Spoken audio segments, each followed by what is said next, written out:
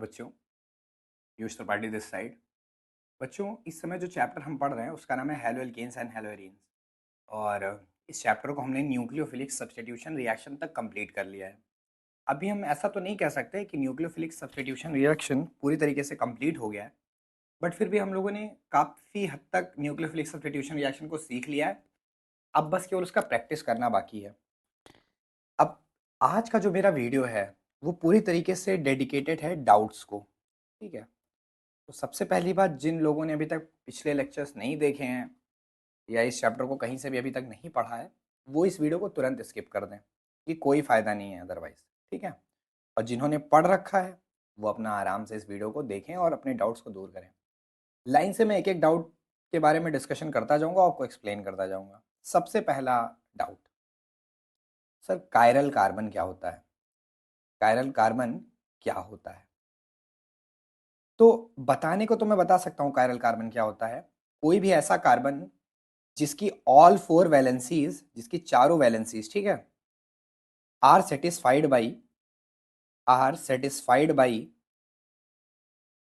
Different are satisfied by different atom और group of atom, और group बोल दो केवल। ऐसा कार्बन जिसकी चारों वैलेंसी अलग अलग ग्रुप से सेटिस्फाई हो उसको हम कहते हैं कायरल कार्बन। जैसे कि उदाहरण के तौर पर कार्बन, इधर लगाया हाइड्रोजन, इधर लगाया CH3, इधर लगाया Br, इधर लगाया OH। तो ये हो गया हमारा एक कायरल कार्बन। इसको हम क्या नाम देंगे? Chiral carbon.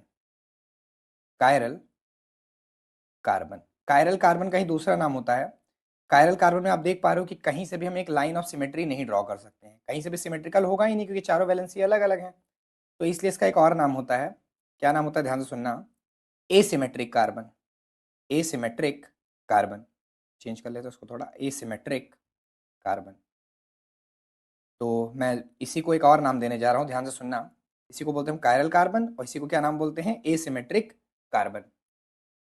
तो कायरल तो इसकी डेफिनेशन से निकल के आएगी, चारों वैलेंसी अगर अलग अलग हैं। देखो ना, इसमें हाइड्रोजन, मेथिल, ब्रोमीन और हाइड्रोक्सिल, चारों वैलेंसी अलग थी, इसलिए इसको बोला कायरल कार्बन। क्योंकि इसमें सिमेट्री बन नहीं सकती, इसीलिए इसको बोल दिया एसिमेट्रिक कार्बन। याद रखना, अगर कोई कार्बन कायरल नहीं है, जैसे कि अगर मैं एग्जांपल दूं एक और, ये तो इसमें इधर भी CH3 कर दिया, इधर भी CH3 कर दिया, इधर हाइड्रोजन कर दिया, इधर ब्रोमीन कर दिया। अब जाहिर सी बात है ये हमारा जो है कायरल तो नहीं है, तो इसका नाम हो जाएगा ए कायरल कार्बन। ए कायरल कार्बन। और इसका सिमेट्रिक, इसको क्या बोलेंगे? सिमेट्रिक, क्योंकि इसमें कहीं ना कहीं से लाइन ऑफ सिमेट्री जरूर बन जाएगी 3D प्लेन में। ठीक है, तो बहुत सिंपल सा ट्रिक है, याद रखना कि कायरल को असिमेट्रिक कहते हैं, बस इतना याद करो। कायरल को क्या कहते हैं? एसिमेट्रिक। इससे खुद ही निकाल लोगे टाइम आने पे कि ए कायरल को सिमेट्रिक कहते हैं। चारों मत याद करो, मैंने हमेशा बोला है कि ज्यादा याद करना दिक्कत दे सकता है तुम्हें। रही बात ये होता क्या है, क्यों हम इसको पढ़ रहे हैं, तो इसका डिटेल स्टडी हम किस में करेंगे? ऑप्टिकल एक्टिविटी में। इस टॉपिक के बारे में डिटेल हमारी स्टडी किस में होगी? ऑप्टिकल एक्टिविटी वाले लेक्चर में। एक लेक्चर आपका आएगा ऑप्टिकल एक्टिविटी को लेके, जो कि बहुत जल्द आने वाला है। ठीक है, तो ऑप्टिकल एक्टिविटी का जब लेक्चर आएगा, एक बार इसको हम ढंग से पढ़ेंगे कि हाँ नीट वीट तक के सवाल आपके बन जाए, नीट जेई के। तो ऑप्टिकल एक्टिविटी के लेक्चर में इसका प्रॉपर यूज़ पता चलेगा। ठीक है, ये हो गया। और देखते हैं क्या क्या डाउट्स हैं। सारे डाउट्स दूर किए जाएंगे। ठीक है, ये अभी जैना का डाउट था कि हाँ ये ऑप्टिकल एक्टिविटी होता क्या है, तो इसके बारे में पूरा हम बताएंगे। जैना ने पूछा था कि ऑप्टिकल रोटेशन होता क्या है, तो वो ऑप्टिकल रोटेशन तो ऑप्टिकल एक्टिविटी के अंतर्गत ही पढ़ेंगे ना, तो वो सारी चीज़ें यहाँ पढ़ी जाएंगी। नेक्स्ट देखते हैं क्या है। आइए थर्ड डाउट देखते हैं। पूछा जा रहा है haloalkanes react with KCN to form alkyl cyanide. मतलब हैलो एल्केन अगर KCN से रिएक्ट करता है तो क्या बनाता है? Alkyl cyanide. मतलब जैसे ही इनका रिएक्शन होता है इन दोनों का, ये दोनों मिलकर बना देते हैं एल्किल साइनाइड। ठीक है भाई, ये बात हो गया। हाँ, मेन प्रोडक्ट के तौर पर ये बनाते हैं। While AgCN forms isocyanide. मतलब यही RX अगर AgCN के साथ रिएक्ट करे, AgCN, तो यहाँ तो नीचे जगह है नहीं, यही लिख देते हैं। अगर यही एल्किल हैलाइड AgCN के साथ रिएक्ट करे तो बना देता है आइसोसाइनाइड। आइसोसाइनाइड मतलब समझते हो? RNC। ये तो बहुत बड़ा खेल हो गया भाई। मतलब AgCN के साथ रिएक्ट किया तो RNC बनाया, और अगर KCN के साथ रिएक्ट किया तो RCN बनाया। ऐसा क्यों भैया? इसका रीजन पूछा जा रहा है। तो सबसे पहले तुम एक इंफॉर्मेशन जानो, एम्बाइडेंट न्यूक्लियोफाइल के बारे में। एम्बाइडेंट न्यूक्लियोफाइल क्या होता है? एम्बाइडेंट न्यूक्लियोफाइल, पहले ये डेफिनेशन जानो, इसको अलग से अपने थ्योरी की कॉपी में लिख लेना, ठीक है। तो क्या होता है एम्बाइडेंट न्यूक्लियोफाइल, ध्यान से देखना। देखो, वैसे तो न्यूक्लियोफाइल तो पता ही है, कोई भी ऐसा ग्रुप ऑफ एटम या सिंगल एटम जिसके अंदर टेंडेंसी हो इलेक्ट्रॉन को डोनेट करने की, चाहे वो निगेटिवली चार्ज हो चाहे लोन पेयर हो, उसको हम बोलते हैं nucleophile. But there are some nucleophiles which can which can donate which can donate a pair of electron which can donate a pair of electron from two different sites, from two different sites मतलब दो different जगह से कर सकते हैं, from two different site of same molecule, मतलब एक ही molecule के दो अलग अलग साइट से इलेक्ट्रॉन को डोनेट कर सकते हैं। ऐसे ग्रुप ऑफ एटम को हम क्या कहते हैं? एम्बाइडेंट न्यूक्लियोफाइल। इन्हीं को हम क्या कहते हैं? एम्बाइडेंट न्यूक्लियोफाइल। आइए एग्जांपल देखते हैं। जैसे सबसे पहले आता है CN। तो CN में दो पॉसिबिलिटी होता है, C ट्रिपल बॉन्ड N होता है, तो यहाँ पर हमारा निगेटिव चार्ज हो तो ये कार्बन से डोनेट करेगा, तो इस समय इसको हम क्या कहेंगे? अगर ये कार्बन से डोनेट करेगा तो क्या कहेंगे इसको? इसको कहेंगे हम साइनाइड। साइनाइड, या इसी का एक और नाम होता है ऑर्गेनिक केमिस्ट्री में नाइट्राइल, ठीक है। ऑन दी अदर हैंड, अगर यही CN में जो डोनेशन हो वो कहाँ से हो? नाइट्रोजन से हो, नाइट्रोजन वाले तरफ से डोनेट हो। देखो इसमें ये लोन पेयर होता है ऐसे करके, एक ही में बता देना आपको। ऐसे देखो, अगर डोनेट यहाँ से होता है तो इसको हम क्या कहते हैं? इसको हम कहते हैं साइनाइड या फिर नाइट्राइल, ठीक है। जबकि नाइट्रोजन में होता है यहाँ पे लोन पेयर, अगर इससे बॉन्ड बन रहा है कहीं पे, जानो अच्छे से, तो इसको हम कहेंगे आइसोसाइनाइड। आइसोसाइनाइड, साइनाइड में SY के बाद A भी होता है, ठीक है। आइसोसाइनाइड या फिर आइसोनाइट्राइल, ठीक है। तो हम देख पा रहे हैं कि एक ही न्यूक्लियोफाइल में दो डिफरेंट साइड से ये अटैक कर सकता था। अगर इससे जुड़ेगा कोई चीज तो कहलाएगा साइनाइड, और कोई नाइट्रोजन से जुड़ेगा तो उसको हम क्या कहेंगे? आइसोसाइनाइड या आइसोनाइट्राइल, ठीक है। अच्छा, एक तो ये एग्जांपल हो गया, और भी एग्जांपल है एक। देखो, NO2 का भी कहानी होता है इसी में। ऐसे लिखते हैं NOONO, ऐसे बोलते हैं। तो बच्चों, अगर इसमें हमारा जो न्यूक्लियोफिलिक अटैक है वो नाइट्रोजन से होता है तो इसको हम कहते हैं नाइट्राइट। नाइट्राइट, नाइट्राइट वर्ड बोलेंगे अगर नाइट्रोजन से अटैक हुआ तो। और यही चीज़ अगर जुड़ाव हमारा ऑक्सीजन से होता है तो इसको हम क्या कहते हैं? नाइट्रो। तो इसका नाम हम देते हैं नाइट्रो, ठीक है। N से जुड़ा तो नाइट्राइट, और अगर O से जुड़ा तो नाइट्रो। तो ये भी एक क्या हो गया? ये दोनों किसके कैटेगरी में आते हैं? ये दोनों आते हैं एम्बाइडेंट न्यूक्लियोफाइल्स में, ठीक है। आई होप तुमको समझ में आया होगा कि एम्बाइडेंट न्यूक्लियोफाइल्स होते क्या हैं। अब आइए आपको समझाते हैं ये कहानी कि RX के साथ जब KCN अटैक किया तो क्या बना भाई? RCN। लेकिन यही चीज जब AgCN के साथ आया तो क्या बना? RNC। ऐसा क्यों है? तो ध्यान से सुनिएगा, एक्सप्लेनेशन देखिएगा, सॉल्यूशन ध्यान से देखना। देखो, KCN जो होता है ये होता है आयोनिक। इसका नेचर कैसा है बेटा? आयोनिक। अच्छा, आयोनिक नेचर की वजह से होता क्या है? जब इसको हम पानी में डिजोल्व करते हैं तो ये टूट जाता है K+ और Cn- में, ऐसे करके टूट जाता है। अब ये C हमारा खाली है, ये C हमारा खाली है आयनिक वाला, और ये नाइट्रोजन है। अच्छा, RX में क्या कहानी है? RX में R और X तो टूट ही जाने हैं, बचेगा क्या बच्चों? ये जब टूटेगा तो क्या बचेगा? ये बचेगा R+। तो R हमारा किससे बना हुआ है? कार्बन से। भाई R में हमारा जो प्लस आया होगा वो किस एटम पे आया होगा? ये बताओ, R में जो प्लस आता है वो किस एटम पे आता है? कार्बन पे आता है। तो देखिए, यहां पर दोनों ऑप्शन है हमारे पास अटैक करने के लिए। ये भी ऑप्शन है अटैक करने के लिए और ये ऑप्शन भी खाली है अटैक करने के लिए। मतलब यहाँ नाइट्राइल भी बन सकता था और आइसोनाइट्राइल भी बन सकता था, या दूसरी भाषा में कहे तो साइनाइड भी बन सकता था, आइसोसाइनाइड भी बन सकता था। लेकिन हमेशा याद रखना, जब आपके पास दोनों अधिकार हों कि आप कार्बन कार्बन बॉन्ड भी बना सकते हो, नाइट्रोजन कार्बन बॉन्ड भी, जैसे जाहिर सी बात है अटैक कहाँ होना है? आर पे। और आर में क्या, किस पे प्लस चार्ज है? कार्बन पे। तो आप चाहो तो कार्बन से बॉन्ड बना दो, आप चाहो तो नाइट्रोजन से बॉन्ड बना दो। तो हमेशा याद रखना कि अगर कार्बन पे कार्बन से अटैक करवाओगे, कार्बन पे कार्बन का बॉन्ड बनवाओगे, तो वो ज्यादा स्ट्रॉन्ग बॉन्ड बनेगा। बट क्या समझा मैंने? कि CC bond is more stronger than CN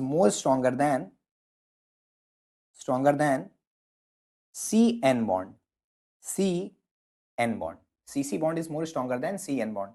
तो क्योंकि मेरे पास यहाँ पर C से भी अटैक करने का टेंडेंसी है और मेरे पास यहाँ N से भी अटैक करने का टेंडेंसी है इस पॉजिटिव पे, तो हम इनमें से कौन से टेंडेंसी का यूज किए?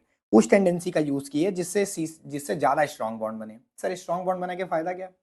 स्ट्रॉन्ग बॉन्ड मतलब होता है मोर स्टेबिलिटी बेटा, जितना स्ट्रॉन्ग बॉन्ड उतना ज्यादा स्टेबिलिटी। तो जाहिर सी बात है क्योंकि यहाँ पर CC बॉन्ड ज्यादा स्ट्रॉन्ग बन सकता है, इसलिए अटैक किससे हुआ? C वाले से हुआ। ठीक है, अब यही चीज अगर हम बात करें किसकी? AgCN की। इसकी बात करें AgCN की, तो AgCN जो होता है ये एक कोवेलेंट मॉलिक्यूल है, इसमें कोवेलेंट कैरेक्टर ज्यादा है। 100% तो कोई कोवेलेंट और आयनिक होता नहीं है, हमने आपको 11th में बता दिया था फजान रूल में। एक कोवेलेंट कैरेक्टर होता है, तो इसमें कोवेलेंट कैरेक्टर ज्यादा है, जिसकी वजह से AgCN बॉन्ड टूटेगा ही नहीं। अब हमारे पास बचा क्या मामला कि RX में हम क्या करें? इस पे पार्शियल पॉजिटिव, इस पे पार्शियल नेगेटिव है, तो इस पे अटैक करवाएं भाई, R पे जोड़ना तो है ही हमें, ये न्यूक्लियोफाइल अपना। तो तुम खुद सोचो मेरे भाई, जब तुम्हारा C फ्री ही नहीं है, अगर C फ्री होता तो हम जरूर से जरूर, जैसे AgCN के साथ बॉन्ड बना हुआ है ना Ag और C, पूरे Ag का C से, तो C तो फ्री ही नहीं है, तो हम चाहते तो जरूर है कि CC बॉन्ड स्ट्रॉन्ग बनता है वही बनाए, लेकिन यहाँ पर फ्री कौन है? सिर्फ नाइट्रोजन। तो इस वजह से हमें नाइट्रोजन से ही अटैक करवा सकते हैं। तो यहाँ पर क्या बनता है बेटा? इसके फलस्वरूप RNC बनता है। भले से ज़्यादा स्ट्रॉन्ग ना हो, फिर भी तुम क्या करोगे? कम से कम बन तो रहा है, कम से कम बन तो रहा है। C तो फ्री ही नहीं है, C तो बनेगा ही नहीं, क्या करोगे तुम? तो आई थिंक तुम्हें समझ में आ गया। तो इसको जो है हम लोग अपने कॉपी में कुछ इस तरीके से लिखेंगे कि KCN जो होता है वो आयनिक होता है, और आयनिक होने की वजह से जो अटैक होता है वो कार्बन से प्रेफर किया जाता है, because CC bond is longer than NC bond, while in case of AgCN covalent character is very high. That's why that's why that's why attack is only possible from the lone pair of nitrogen, and it can this leads to the formation of isocyanide. ठीक है, और उसमें क्या बनाते था? Cyanide. तो language का लिखे रिटर्न लैंग्वेज में भेज ही दूंगा, उसमें तो कोई दिक्कत है नहीं, इस सोल्यूशन एग्जाम्पल में भी लिखा ही होगा। तो आई थिंक तुम्हें समझ में आ गया होगा इसका पूरा सोल्यूशन कि कैसे हमने इसको बताया। ठीक है, चलिए ये डाउट क्लियर हो गया। नेक्स्ट आते हैं, नेक्स्ट क्वेश्चन देखते हैं। नेक्स्ट क्वेश्चन कहा गया है 6.4। क्या कहा जा रहा है? C5H12 के जितने भी हमारे कंपाउंड बन सकते हैं, मतलब सारे इसके जो आइसोमर्स बनेंगे, सारे आइसोमर्स, सुनना सवाल को, among the isomeric alkanes of molecular formula C5H12, ठीक है, identify the one that on photochemical chlorination, photochemical chlorination मतलब सबका रिएक्शन किससे कराना है? क्लोरीनेशन करना है, और फोटोकेमिकल मतलब सनलाइट के प्रेजेंस में। ठीक है, यील्ड्स क्या क्या यील्ड करे? सबसे पहला सवाल है जिसमें अ सिंगल मोनोक्लोराइड बने। सबका क्लोरीनेशन कितने बार करना है? एक बार, मोनो होने वाला है सवाल सारा। दूसरा, three isomeric three isomeric three isomeric monochloride monochloride. और थर्ड क्या है? Four isomeric four isomeric four isomeric monochloride. वाह भाई, मतलब पहले तीन आइसोमेरिक मोनोक्लोराइड वाला ऑप्शन ढूंढो, फिर फोर वाला ढूंढो, सबसे पहले तो सिंगल वाला ढूंढो। तो इस सवाल में कुछ भी करने से पहले मुझे सबसे पहले लगता है कि तुम्हें C5H12 का सारा आइसोमर्स बना लेना चाहिए, फिर देखना चाहिए। चलिए लाइन से शुरू करते हैं। आइसोमर्स बनाने का वही ट्रिक होना चाहिए, 1 2 3 4 5। सबसे पहले तो सिंपल यही बन गया। और क्या बन सकता है भाई? 1 2 3 4, इसको यहाँ लगा दिया। अब और क्या बन सकता है? 1 2 3 4, इसको तुम यहाँ लगाओगे तो वही बात पड़ जाएगी। देखो ये भी 2 मेथिल है, ये भी 2 मेथिल है, तो ये तो पॉसिबिलिटी कोई हुई नहीं। 1 2 3, तीन बनाया, इधर लगा दिया, इधर लगा दिया। ठीक है, एक मिनट, 1 2 3 ऐसे बना दिया। ठीक है, और क्या हो सकता है भाई इसमें? और कोई पॉसिबिलिटी बची क्या? 1 2 3 4 5, कुछ और बचा? कुछ नहीं बचा, सब हो गया क्या? तीन ये हो गया, एक इधर लगा दे, बस हो गया, सब निपट गया सारा। बस तीन ही कैटेगरी है। अब चलिए लाइन से सबको देखते हैं, सारी कैटेगरी का नाम दे देते हैं। इसको हमने बोल दिया फर्स्ट, इसको बोल दिया सेकंड, इसको बोल दिया थर्ड। ये सब आपके जो हैं C5H12 ही हैं, 5 कार्बन सब में है और 12 हाइड्रोजन है। बना के देख लेना जिसको शक हो। ठीक है, नाम सबका बोले दे रहे हैं एक बार जरा। बोले दे रहे हैं, आप लिखते रहना। सबसे पहले का नाम है पेंटेन, दूसरे वाले का नाम हो जाएगा 2 मेथिल ब्यूटेन, लास्ट वाले का नाम हो जाएगा 2 2 di methyl butane, sorry 2 2 di methyl propane. अब सुनना, अगर तुम मेरे साथ देखते हो थर्ड वाला कंपाउंड और इसका करके देखो monochlorination Cl2 in presence of H, तो जाहिर सी बात है जहां भी लगेगा, चलो मैं इसको थोड़ा डिटेल में बताता हूँ यहाँ पे अलग से। सी, CH3, CH3, CH3, CH3, Cl2 in presence of sunlight. अब तुम थोड़ा भी अगर समझदार हो तो तुम मुझे एक बात बताओ खाली, कि इसमें Cl वहीं तो लगेगा ना जहां से हाइड्रोजन को डिस्प्लेस करेगा। अरे यही तो होता है ना भाई फोटोकेमिकल रिएक्शन में, कि जाता है 2 Cl है Cl2, तो एक ClH को निकल HCl बनाएगा और एक Cl अटैच हो जाएगा। तो इसमें H कहाँ कहाँ पे है, यहाँ पे है, इस कार्बन पे, इस कार्बन पे, इस कार्बन पे और इस कार्बन पे। अब तुम इनमें में से चाहे, ध्यान सुना मेरी बात, चाहे तुम इस कार्बन पे लगा दो तो भी कंपाउंड का नाम क्या होगा, चलो लगा के देखते हैं जरा। ऐसे ही बना लेते हैं सिंपली। मान लो इस कार्बन पे अगर हम Cl लगाते हैं तो नाम क्या हो जाएगा, 1 क्लोरो 2 2 डाई मेथिल प्रोपेन। सही कहा ना। चलो इस कार्बन पे ना लगा के तुम इस कार्बन पे चेक कर लो, चलो यहाँ लगा लो Cl, 1 chloro 2 2 2 2 di methyl propane, बिल्कुल सेम बात आई। तुम क्या करो, चलो यहाँ भी ना लगाओ, यहाँ लगा के चेक कर लो, चलो चलो यहाँ लगा लो, 1 2 3, 1 क्लोरो 2 2 डाई मेथिल प्रोपेन। यानी मुझे एक बात तो समझ में आ गई, इस समय मैंने जो लिखा है वो हमारा बिल्कुल सही आंसर हो जाएगा, यही हमारा सही आंसर हो जाएगा, मतलब ये हमारा जवाब हो जाएगा, a single a single monochloride देने वाला। यही वो कंपाउंड है जो सिंगल मोनोक्लोराइड देगा। ठीक है, पहला सवाल तो हमें समझ में आ गया। अब चलिए सबसे पहला वाला देखते हैं, पहले वाले को पकड़ते हैं, वो भी किसी ना किसी का आंसर होगा, देखते हैं। ये 5 थे इसमें, ठीक है। अब इसमें क्या क्या लगा सकते हैं, कहाँ कहाँ, Cl2 in presence of sunlight. चलिए इसको पहले सिंपल सा चेन इसका बना लेते हैं, 1 2 3 4 5, 1 2 3 4 5।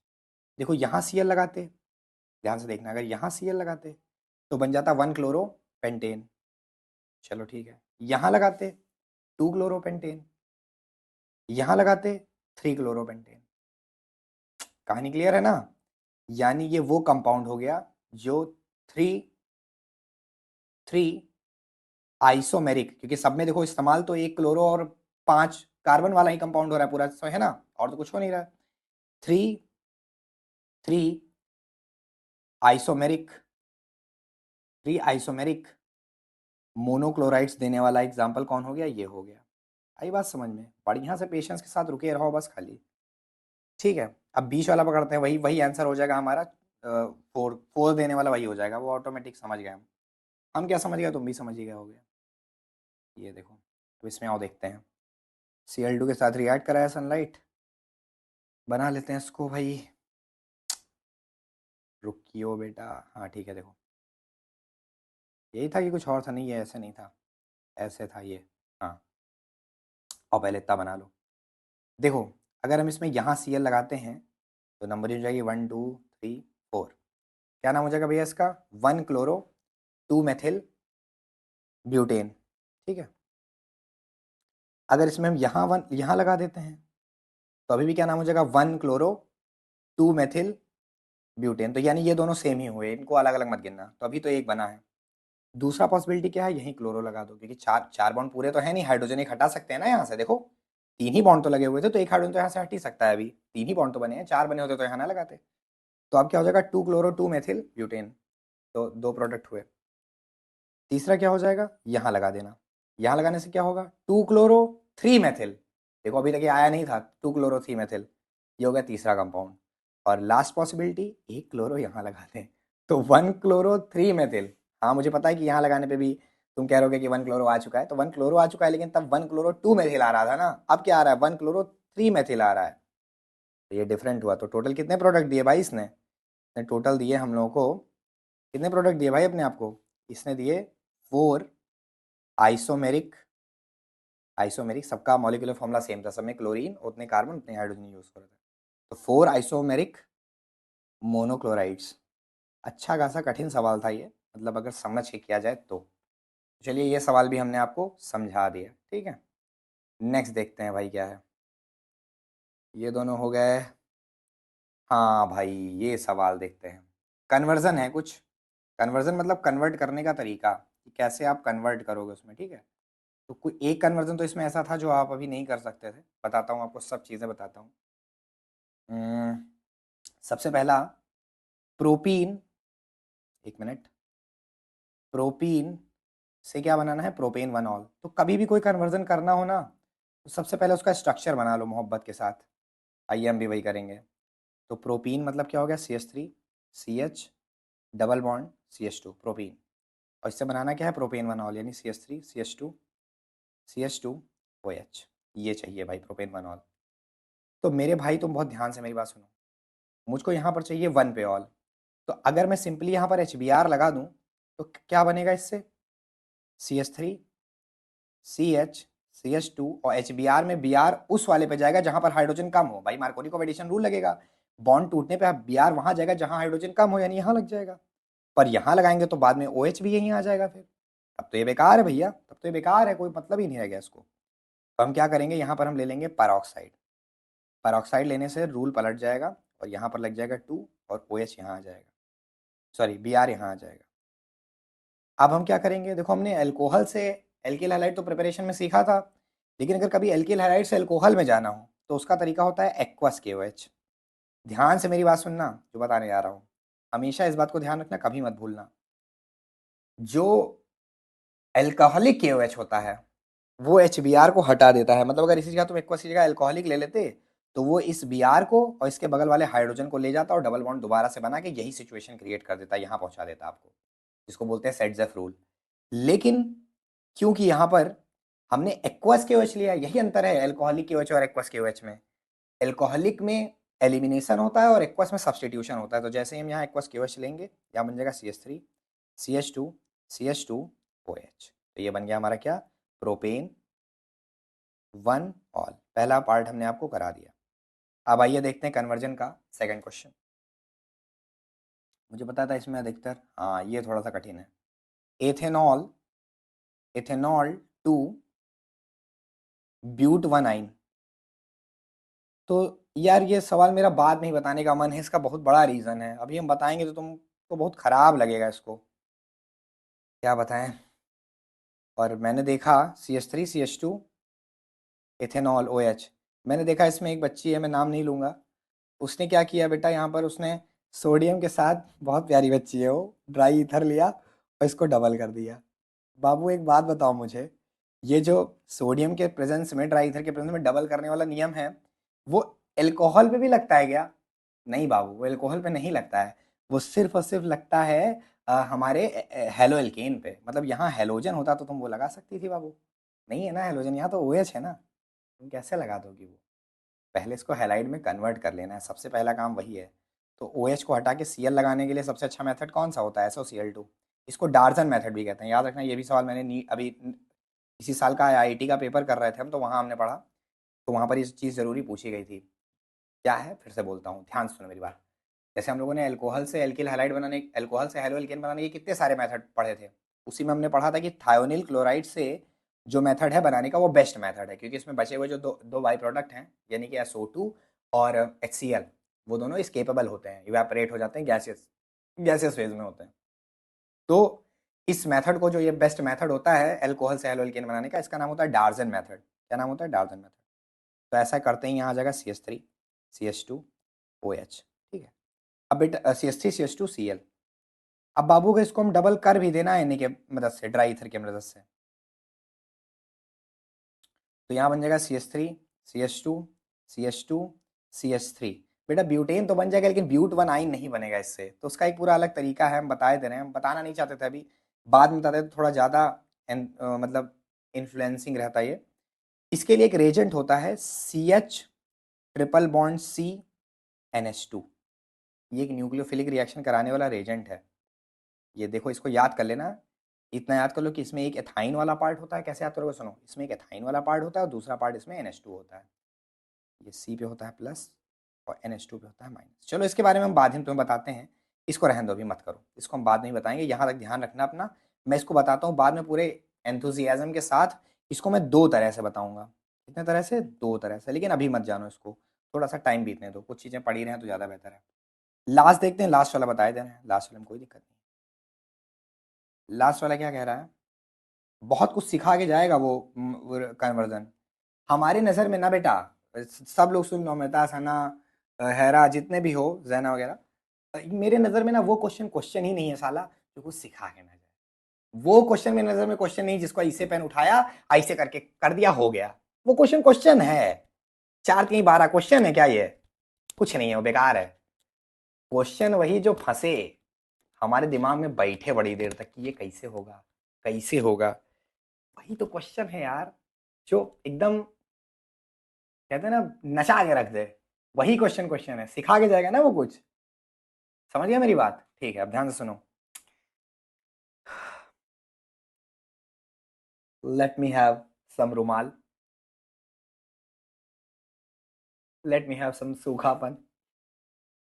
ओ शिट, कितना सुंदर हूं मैं भाई, गुलाबी हो जाता हूँ पहुंचते ही, कोई फिल्टर विल्टर नहीं लगाया। ये समझ सोचना कि सब करके करते हैं। जो रोशनी भी कम कर दे अपने लाइट की, मैं ज्यादा गोरा दिख रहा हूँ मैं शायद। शिट, इतना सुंदर हूँ मैं, तुम लोगों को तो याद भी आती होगी मेरी। हमारे जाने में कोई इतना सुंदर दिखा ही नहीं होगा वहां पे। ठीक है, देखो, थर्ड क्वेश्चन। जो भी हो यार, हम भी तुम लोग को बहुत याद करते हैं। चलो देखते हैं, वन ब्रोमोप्रोपेन। तो यहाँ पर क्या होगा, ठीक है, थर्ड क्वेश्चन। तो यहाँ पर क्या बोला है, वन ब्रोमोप्रोपेन मतलब CH3 CH2 और इसमें लगा दिया एक Br। इससे हमें क्या बनाना है, 2 ब्रोमोप्रोपेन, मतलब ये ब्रोमो यहाँ से हटा के यहाँ लगाना है सेकंड वाले पे। फर्स्ट पे तो लगा ही है, सेकंड पे पहुँचाना है। तो सबसे पहले इस ब्रोमो को थोड़ा ऐसे बनाओ, यहाँ बनाओ, ठीक है। अब सबसे पहले हमें क्या, अच्छा नीचे जगह बनाया तो था यार, वो CH3 CH2 Br। बहुत आसान है, बता रहे हैं। देखो, सबसे पहले इसमें क्या करो, एल्कोहलिक केवच लगा दो। पहले हटे तो साला, तब जोड़ा जाएगा। तो एल्कोहलिक केवच लगाएंगे, तुरंत ये वाला Br और इसके बगल वाला कम से कम एक हाइड्रोजन, इसको भी एक खोल के बना दो। ये दोनों को उड़ा ले जाएगा, ठीक है। एल्कोहलिक केवच का काम ही यही है। तो यहाँ बन जाएगा CH3 CH double bond CH2। अब क्या करो, सिंपली HBr लगा दो। पेरोक्साइड के साथ ना लेना, नहीं, वन ब्रोमो बन जाएगा। वन ब्रोमो ही चाहिए क्या, चाहिए क्या, 2 ब्रोमोप्रोपेन यहाँ पर चाहिए क्या?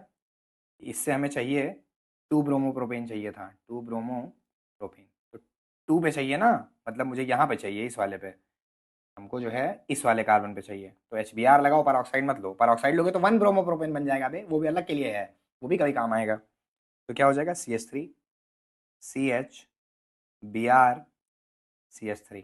ठीक है, हो गया काम खत्म। ओके, सो दैट्स इट, ये भी हो गया। नेक्स्ट देखते हैं क्या क्वेश्चन है, और प्यारे प्यारे बच्चों ने क्या भेजा है मेरे, देखते हैं, रुको। ठीक है, ओके ओके ओके, ठीक है। और तो बच्चों ने कुछ नहीं भेजा है, और देख लेता हूँ, ढूंढ ढांड लेता हूँ।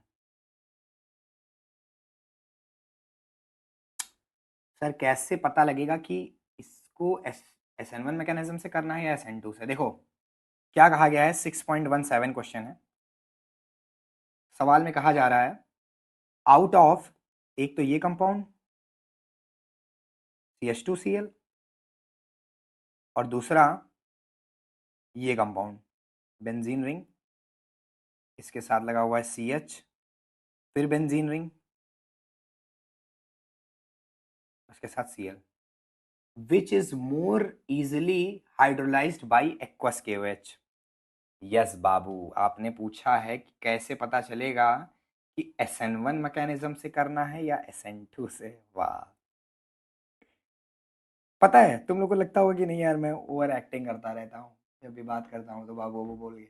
नहीं भाई, लिटरली जो तुम्हारा सवाल होता है ना बेटा, अब देखो, तुम तो मेरा चेहरा डेली देख रहे हो, क्योंकि तुमको मैं वीडियो बना के भेजता हूँ, तो तुम मेरा चेहरा देख रहे हो, तो तुम्हारे लिए तो कोई बड़ी बात नहीं है। लेकिन मेरा सोचो, मैं नहीं इमेजिन कर पा रहा हूँ, मतलब मैं नहीं देखता हूँ कि तुम कैसे सवाल पूछ रहे हो मुझसे, किस तरह मुंह बना के। तो जब हम क्वेश्चन पढ़ते हैं तो हमें तुम्हारा मुंह बनता हुआ दिखता है। किसी का भी सवाल पढ़ते हैं तो उसका उस अंदाज में मुंह बनते हुए दिखता है, तो वो बहुत प्यारा सा महसूस होता है। और उसी की वजह से जो है, मुस्कान आती है मेरे चैप्टर पे, मेरे चैप्टर पे कह रहे हैं चेहरे पे। सॉरी भाई, सॉरी। सुबह 4 बजे उठना है, साला बैटमैन वाली जिंदगी हो गई है एकदम। चलो देखते हैं कैसे पता चलेगा S1 है या S2। तो बाबू सुनो, इस सवाल की जब तुम लैंग्वेज पढ़ोगी तो इसमें बोला गया है which can be, which can is more easily hydrolysed. Word पे ध्यान दो बाबू, हाइड्रोलाइज्ड। हाइड्रोलाइज्ड, हाइड्रोलाइज्ड मतलब, हाइड्रोलाइज्ड मतलब पानी में मिलाना, पानी में। अब फट से याद करो, H2O जो होता है, H2O ये सॉल्वेंट के तौर पर किस में आता है, इसीलिए बहुत डिटेल में SN1 SN2 का एक एक पॉइंट याद करना है, रटा होना चाहिए, पढ़ा ले जाओ तुरंत किसी को भी। तो H2O एज अ सॉल्वेंट किस में आता है, H2O एज अ सॉल्वेंट किस में आता है, SN1 में या SN2 में, SN1 में या SN2 में। हमने आपको साफ साफ बताया होगा कि सारे पोलर प्रोटिक सॉल्वेंट, यानी H2O, और हमने बताया होगा आप लोगों को एल्कोहल जिसमें भी H की प्रेजेंस हो, H रिलीज हो सकता हो, पोलर प्रोटिक सॉल्वेंट, वो सारे के सारे होते हैं SN1 मैकेनिज्म के लिए। तो इसमें हम जान गए कि इसमें कौन सा मैकेनिज्म लगाना है, SN1 मैकेनिज्म। और जब बात आएगी SN1 मैकेनिज्म की, तो यहाँ तो कार्बोकेटाइन स्पेश बन ही सकता है अच्छे से, कोई दिक्कत नहीं, क्योंकि भाई ये बेंजिल है। लेकिन इसमें और तगड़े से बन सकता है मेरे भाई, क्योंकि अगर यहाँ का हम Cl हटा दें तो तुम सोचो ये भी रेजोनेंस के द्वारा इसको स्टेबलाइज करेगा, ये वाली पूरी बेंजीन रिंग, और ये भी करेगा इसको रेजोनेंस के द्वारा स्टेबलाइज। जबकि इसकी बात करें तो इसमें सिर्फ ये रेजोनेंस से स्टेबलाइज करेगा इस कार्बन को। और इसका स्टेबलाइज करने वाला पूरा मैटर मालूम है ना, अंदर से जब बॉन्ड बनाते हैं ऐसे करके, ये कि बॉन्ड टूट के यहाँ चला जाएगा। इसमें वही सेम फिनोमिना दो, मतलब यही सेम फिनोमिना दो बेंजीन रिंग कर रही है मेरे भाई। तो which can be more easily hydrolysed, तो जवाब हो जाएगा, क्या हो जाएगा, ये वाला। ठीक है, ये वाला हो गया, समझ गए। और बाकी जो तुम्हारा मेन सवाल था कि कैसे पता चलेगा SN1 या SN2 है, तो उसके लिए हम हमेशा देखेंगे, हम सॉल्वेंट देखेंगे, हम सॉल्वेंट देखेंगे। कुछ ना कुछ क्लू जरूर रहेगा उन्हीं में से। जो हमने इतनी सारी बातें लिखी हूँ फर्जी थोड़ी ना लिखी होंगी बाबू, कुछ तो रीजन रहा होगा ना, हम सॉल्वेंट देखेंगे। ठीक है, चलो ये भी हो गया। और कोई बात मेरे बच्चों की जो रह गई हो? आई आई थिंक सारी बातें इसमें क्लियर कर दी गई हैं। और अभी मैं आपको बहुत सारा क्या क्या मैं बताऊंगा, जरा उसके बारे में भी थोड़ा लिस्ट बता दे रहा हूँ। एक तो मैं आपको बताऊंगा ऑप्टिकल एक्टिविटी के बारे में, ऑप्टिकल एक्टिविटी को एक्सप्लेन करेंगे अच्छे से। ठीक है, ये पूरा एक लेक्चर आएगा। SN1 और SN2 इनकी प्रैक्टिस बाकी है अभी, इन पे बेस्ड, इन पे बेस्ड क्वेश्चन की प्रैक्टिस ये करना है अभी भाई। इन पे बेस्ड क्वेश्चन की प्रैक्टिस ये बाकी है, और बहुत सारा भी न्यूक्लियोफिलिक सब्स्टिट्यूशन रिएक्शन करेंगे। और क्या बचा है इस चैप्टर में, और क्या बचा है, प्रिपरेशन ऑफ हैलोएरीन्स बचा है, यस। और केमिकल रिएक्शंस ऑफ हैलोएरीन्स बचा है। ठीक है, ठीक है, इतना बचा है। और कुछ कंपाउंड का, कुछ कंपाउंड्स के यूजेस, कंपाउंड्स के तो सीधे सीधे बोले तो यूजेस, यूजेस ऑफ एलोएल्केन्स एंड एलोएरीन्स, इन दोनों का यूज़ क्या है वो बचा है। तो इतना कुछ बचा है, और करेंगे इंशाल्लाह, जल्दी कंप्लीट करेंगे इसको भी। और मेरा तो बस इतना ही दुआ है आप लोगों से कि करते रहो, पीछे मत हटो। कोई आपको समय पे कहता है कि नहीं यार टाइम लग रहा है, कुछ नहीं बाबू, सब छल है, माया है, तभी तो करना नहीं पड़ता है अपने को। देखते हो अपने को कहाँ बताना पड़ता है कि कोचिंग में किसके कितने नंबर आए। तुम लोग को भी मैंने सारे नहीं बताए, भी मैं और रिजल्ट भेज दूंगा तुम लोगों को, एक भेज दूंगा तुरंत। तो नहीं बताना पड़ता है कि 90+ इतने लोग हैं, बताना ही नहीं पड़ता है, सब काम अपने आप बनता रह रहा था। काम करते जा रहे थे, काम बनता जा रहा था। वो जो भीड़ आ रही थी ना, वो भीड़ किसी के द्वारा बुलाई नहीं गई थी। आप में से किसी से मैंने शायद अपनी ज़िंदगी में नहीं कहा होगा कि बेटा एक काम करो, ज़्यादा से ज़्यादा मेरा प्रचार करो और बच्चे लेके आओ। कहना ही नहीं पड़ा, हो जाता है सब। चलो ठीक है, मेहनत करो तुम भी, और बढ़िया बेहतरीन काम करो, मज़ा आएगा। आज तुम लोग को थोड़ा मैं खुश लग रहा हूँ। उसका रीज़न ये है कि मैंने आज पेट भर के सोया है मेरे दोस्तों, आप देख सकते हो मेरी नींद पूरी हो चुकी है। आज मैं बहुत अच्छे से सो पाया हूँ आज। चलो ठीक है, ध्यान रखना, बाय बाय।